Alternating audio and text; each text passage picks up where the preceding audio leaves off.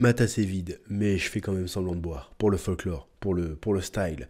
Yo les bros, bienvenue sur Spatule Bro, je suis le chef. Aujourd'hui on se retrouve, une fois de plus, pour une petite réaction news, analyse news, décryptage de news. On va appeler ça chef décrypte. Non, c'est pas tout à fait ça. C'est vraiment juste un peu en mode podcast, en mode blablatage, sur de l'actualité qui concerne la pop culture. Aujourd'hui, on va parler de Marvel, qui se trouve, encore une fois, qui est toujours, j'ai envie de te dire, dans une situation compliquée avec comment dirais-je, mésaventures qui s'enchaînent ces derniers temps pour Marvel. On va en parler, mais avant, je rappelle que la campagne d'Isekai'Ra est toujours en cours à l'instant où je vous parle, là. Il reste 2 jours. 2 jours. On est à 98 272 euros. On est presque aux 100 000. Et on va aller jusqu'aux 100 000 quand même. On va aller jusqu'aux 100 000. 2284 contributions, 2284 précommandes d'Isekai'Ra, tome 1, le light novel ultime, la parodie ultime d'Isekai, l'ultime Isekai. D'ailleurs, parce que non seulement en plus d'être une parodie, ça va être un très bon light novel. Vous n'êtes pas prêts avec Jigito à l'illustration. Ça va être incroyablement incroyable. Il vous reste 2 jours pour précommander ce futur chef-d'œuvre. Je vous rappelle qu'il y a pour les participants qui prennent certains packs, il y a la possibilité de remporter une statue Tsume HQS Majin Vegeta, différents packs, différentes contreparties, ça va être incroyable. J'en profite aussi pour rappeler le partenariat qu'on a fait avec Isekai'Ra, avec Hi5 CBD, producteur, fournisseur de CBD, moins 20% sur le site avec le code Isekai'Ra20 et la possibilité de déguster l'herbe flamme, une génétique de CBD inspirée directement de l'univers d'Isekai'Ra. Tous les liens sont dans la description. Place à la news. La news, que dit la news? Ça a commencé déjà hier sur Twitter ou avant-hier sur Twitter avec le soi-disant leak du soi-disant roster des futurs Avengers. Bon, c'est une rumeur colportée par un site, par un compte Twitter, bon là c'est pas le compte Twitter original qui a partagé le truc, par un compte Twitter random qui a pété, on sait pas trop d'où ça sort, en fait ce roster sortirait de quelqu'un qui a demandé sur les réseaux sociaux à quelqu'un qui bosse plus ou moins dans le milieu du cinéma, voire de Marvel, qu'est-ce qu'il imaginerait comme prochain roster des Avengers, et lui a ressorti cette liste qui fait rêver, bien évidemment Captain America, enfin le nouveau Captain America, Captain Marvel évidemment, on adore Captain Marvel, Hulk. Est-ce qu'on peut encore appeler ça Hulk? Moi, fut un temps, tu me disais qu'il y avait Hulk dans un film, j'étais chaud. Maintenant, tu me dis, il y a Hulk, je fais off. Valkyrie, mais on la déteste. Pourquoi elle est là, elle? Enfin, on la déteste, on s'en fout de Valkyrie.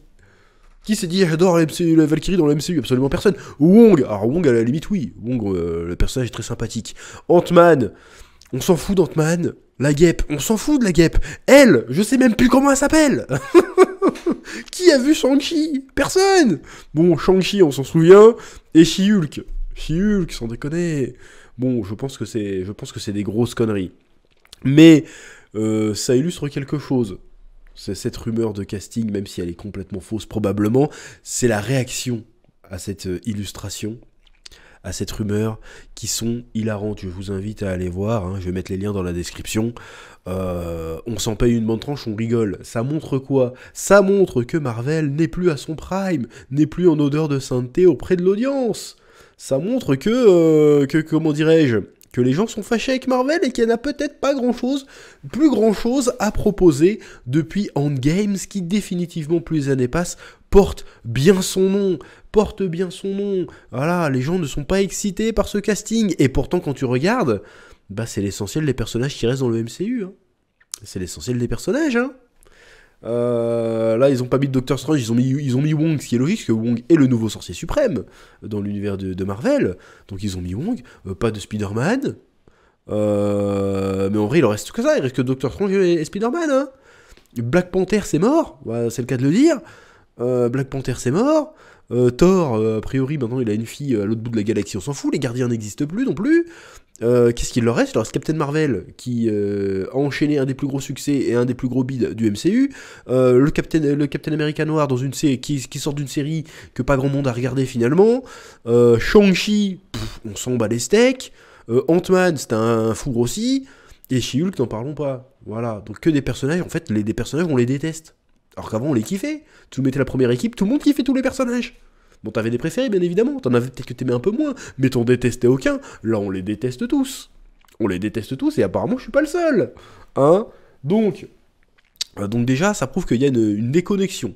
Voilà, que la hype est morte. La hype est morte, ou en tout cas, elle est en train de sérieusement décliner, est en train de sérieusement mourir. D'ailleurs, je profite aussi pour rappeler que cette année 2023 a été l'année la plus catastrophique pour le MCU depuis sa création, hein, en faisant des trucs pas rentables sur des trucs pas rentables. Hein.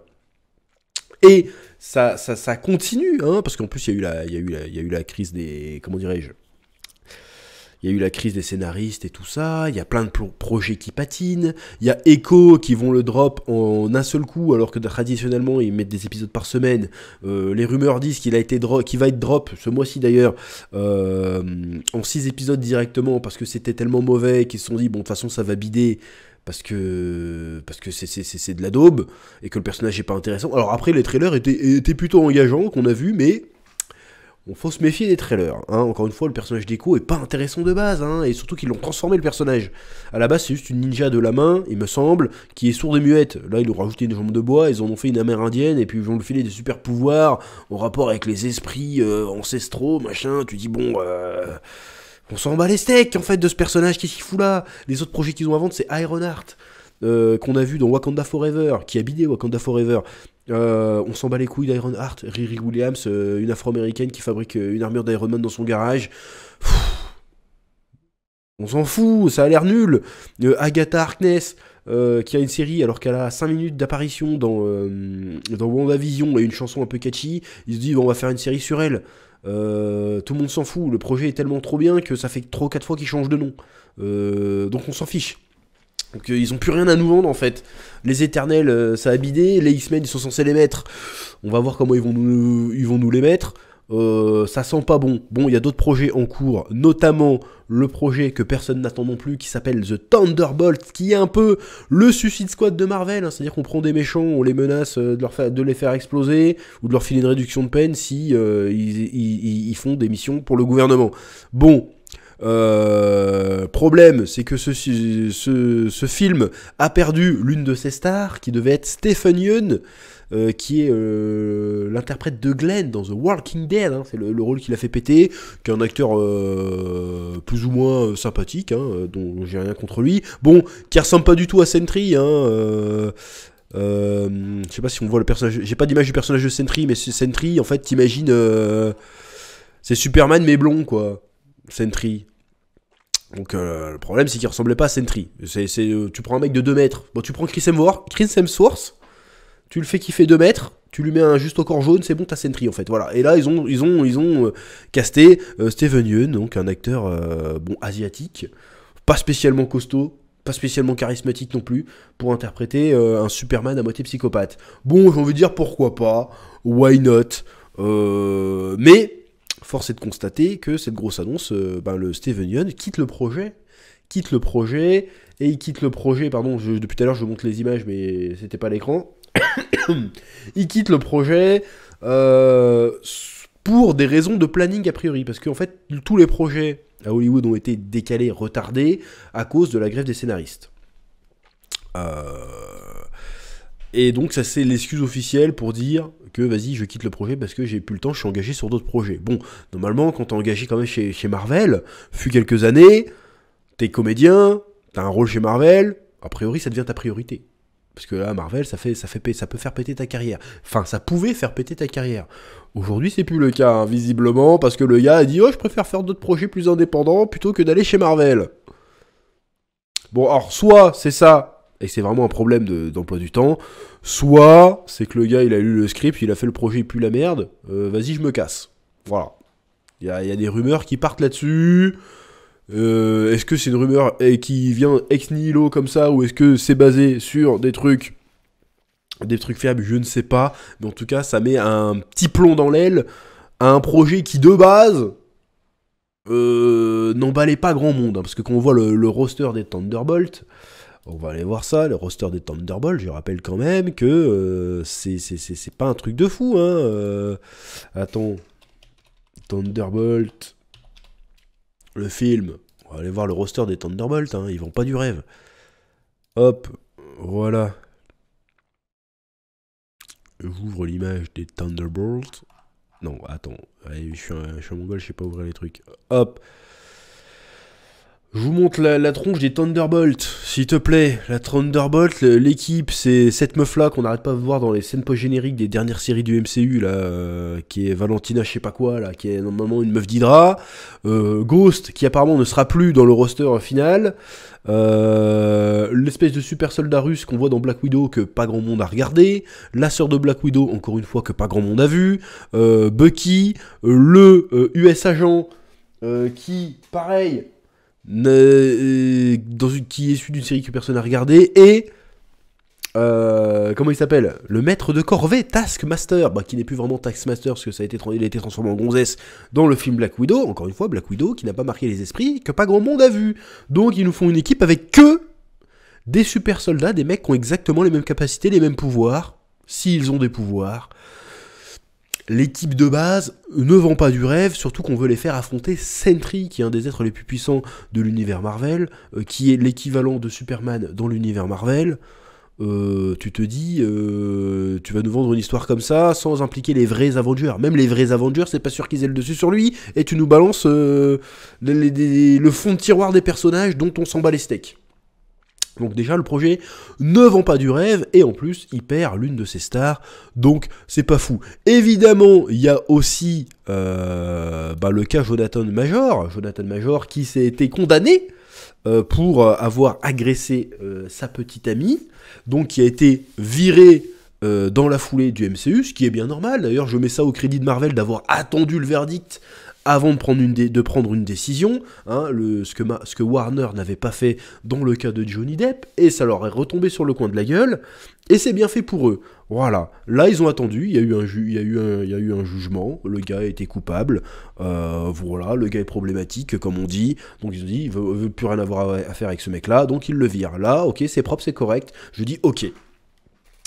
Le problème, c'est que les gars, ils étaient tellement en kiff sur Jonathan Major, qui avait vraiment le vent en poupe, hein, qu'ils avaient axé toute leur prochaine phase autour du personnage de Kang. Donc du coup, là, ils sont en train de revoir leur plan pour dire « Ah bon, on peut plus mettre autour de Kang, du coup, parce que Jonathan Major est parti, du coup, vas-y, on va faire autre chose. » Bon, ça, je trouve ça con. Vous êtes parti sur Kang. Bon, déjà, le personnage de Kang était foiré de base. C'était pas de la faute de Jonathan Major pour le coup. Le personnage de Kang était foiré de base. Hein. Il n'avait aucune consistance, il était à chier. L'idée était peut-être pas si bonne que ça de base. Parce que déjà, même dans Loki, on nous a vendu dans la saison 2, vous allez découvrir Kang dans toute sa splendeur. Que dalle! On le voit 2 fois et c'est un mec qui zozote, on s'en fout. Dans Quantum Mania, je vous raconte pas la douille. Donc de base, ça partait mal. Pas parce que lui, c'est un taré apparemment, mais parce que ça partait mal et que c'était très, très, très mal fait. Bon, après il y a un truc qui existe, ça s'appelle le recasting, hein. Vous avez pu recaster James Rhodes en loose day entre Iron Man 1 et Iron Man 2, vous avez recasté Hulk entre l'Incredible Hulk et Avenger, c'est passé. Bon, vous pourrez bien trouver un autre acteur pour faire Kang, ça poserait pas de problème à personne, en fait. Les gens sont pas débiles à ce point-là, ah c'est plus le même acteur, mais je comprends pas, mais attends, mais c'était pas lui, on n'est pas des mongols, hein. On va comprendre que ça a été recasté, hein. C'est pas un souci, hein. Hein, on s'est tapé 36 Batman, on s'est tapé 36 Superman, Doctor Who ça change tous les 15 jours, on a l'habitude de voir des recastings, on comprendrait, hein, l'audience comprendrait très bien, surtout que l'affaire a été très médiatique, l'audience comprendrait très bien qu'on recaste Kang, hein. Comme ça, vous restez dans vos plans, aussi merdique soit-il, vous restez dans vos plans, et puis ça sera beaucoup moins confus que repartir de zéro, parce que là, il y a plein de storylines que vous avez ouvertes, qui seront jamais refermées, là. Donc ça va devenir un plus gros handicap de faire comme si ça n'existait pas, plutôt que de l'utiliser pour de bon. Donc ça, je trouve ça débile. Pareil, c'est un peu la même erreur que vous avez faite avec Black Panther. Hein. Black Panther, surtout que l'acteur Chadwick Boseman, qui est malheureusement décédé, avait dit il faut que le rôle le survive. Le rôle est plus important que lui. Il fallait que... Vous auriez dû le recaster. Vous auriez dû le recaster. Black Panther. Et surtout, vous aurez quand même gardé un personnage des Avengers d'origine, si on peut dire, qui était fort, qui était marquant, qui était charismatique, qui pouvait porter le MCU. Vous l'avez pas fait, à la place, on se retrouve avec sa sœur qui fait 1m40 et 52 kg. Et encore 52 kg avec l'armure. Je suis désolé, non, le Black Panther, c'est mort. Hein. Black Panther, c'est mort à cause de votre manie de « Mais les gens vont pas comprendre si on le recaste !» Si, ils auraient très bien compris. Ils auraient très bien compris. C'est stupide de faire ça. Donc voilà, donc là, ils vont repartir sur une nouvelle phase, donc ils revoient leur copie. Peut-être pour le mieux, hein, parce que là, ça avait pas l'air de partir de ouf, de toute façon. Avec ou sans Kang. Enfin, ce que je veux dire, c'est pas enlever Kang ne va pas régler le problème. Que votre direction était à chier. Voilà. Bref, donc ils se tapent ça, et en plus ils se tapent des bides à tir à l'arigot tout le temps, là, le Marvel. Donc là, il va falloir redresser la barre, là. Mais est-ce encore possible de redresser la barre? Quelles sont les solutions qui s'offrent à eux? Voilà. C'est ça le problème, parce que mettre un univers partagé au début c'était bien, sauf que le truc il peut t'échapper assez vite. Et là c'est ce qui est en train de se passer en fait. Le truc leur échappe, comme tout est lié, s'il y a un truc qui déconne, tout déconne. Déconne le bacon. Oui, je te fais des jeux de mots comme ça gratuits. Tu vois la fin de The Marvels, qui est en train de set-up un truc important, sauf que le truc c'est le plus gros beat de l'histoire du MCU, et un des plus gros beats de l'année, personne n'aura la ref, avec des personnages OSEF. Comment ils vont faire pour réparer ça, réintroduire Secret Wars et tout? Secret Wars, ils ont pas intérêt de gâcher leur cartouche, c'est leur dernière cartouche qui leur reste, hein. Secret Wars. Secret Wars, ça va être, ouais, ils vont mettre les X-Men de la Fox, ils vont mettre les Spider-Man, et tout se foutre sur la gueule en même temps, toi. Donc il y a des rumeurs qui disent que maintenant le prochain gros méchant, ça va être Doctor Doom, sauf qu'ils n'ont pas introduit les 4 Fantastiques. Donc faire Doctor Doom sans les 4 Fantastiques, c'est aussi débile que faire Venom sans Spider-Man, ou de faire du Kraven sans Spider-Man, ou de faire du Madame Web sans Spider-Man. Donc je sais pas comment ils vont s'en sortir, mais là ils sont dans la merde. Sans parler de la fameuse super-héros fatigue qui commence à très clairement pointer le bout de son nez. Là, ça commence à devenir concret. Alors, est-ce que c'est les gens qui en ont marre de super-héros ou c'est parce que les films sont pourris? Ça doit être un mélange des deux. Je pense que les films sont pourris, donc les gens en ont marre des films de super-héros, donc ils vont plus voir de films de super-héros. Regarde Aquaman qui se prend un four aussi. Je suis même pas emmerdé à aller le voir. Voilà. Donc cette histoire d'univers partagé, c'est un petit peu le truc à double tranchant. Voilà, sans tout honnête, toutes les séries qui y a autour, on sait plus rien. Et puis Loki, qui était soi-disant censé faire le lien entre tout ça, en fait, ça n'a pas plus de sens, hein, je suis désolé. Hein. Donc là, ils sont un peu dans la demeure, Marvel, j'ai envie de dire bien fait. J'ai envie de dire, c'est pas comme si on n'était pas très très nombreux à avoir prévenu depuis toutes ces années que ça partait en couille. Bon, on va voir s'ils vont changer leur fusil d'épaule à un moment donné ou pas. On verra bien. En tout cas, on sera là pour voir le truc exploser, pour voir le truc cramer, ou pour voir le truc se relever, ce que j'espère. Et voilà, c'était un peu mon avis, ma réflexion sur les dernières actus autour du MCU. Voilà, j'espère que ça vous aura intéressé. Je vous laisse le soin de dire ce que vous en pensez dans les commentaires. Je vous mets toutes les sources que j'ai utilisées pour cette vidéo dans la description. N'oubliez pas Isekai'Ra, n'oubliez pas code Isekai'Ra20 sur i5CBD. Et je vous dis à très vite sur Spatule Bro pour de nouvelles vidéos. Que la passion vous guide. Oui.